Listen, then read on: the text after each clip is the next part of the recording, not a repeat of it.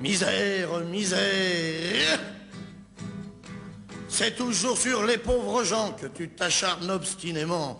Misère, misère. Ça sera donc toujours les salauds qui nous boufferont le caviar sur le dos. Les caricaturistes ont adoré croquer l'abbé Pierre, surnommé la mouche du cloche, l'abbé Pierre réfractaire ou Saint-Vincent de Piaule.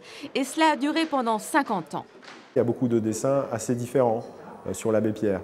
Mais moi qui aime beaucoup l'abbé Pierre et qui consacre depuis 5 ans un certain temps, j'aime aussi les dessins transgressifs et irrévérencieux qui ont été consacrés à l'abbé Pierre. Je les trouve drôles et puis pourquoi pas.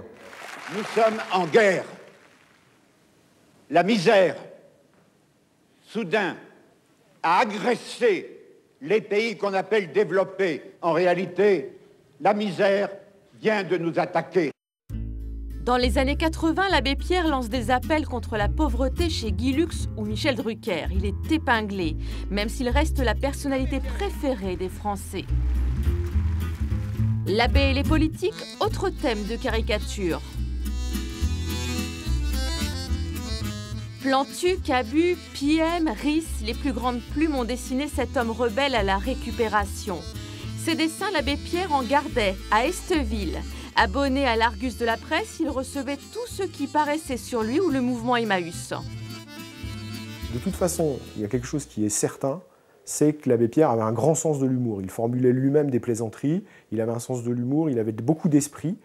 Et c'est très cohérent de penser que l'abbé Pierre riait beaucoup des dessins de presse et des caricatures qu'il pouvait voir. L'abbé créa son propre journal, Faim et Soif, avec une rubrique piquante, La Puce, avec des dessins satiriques.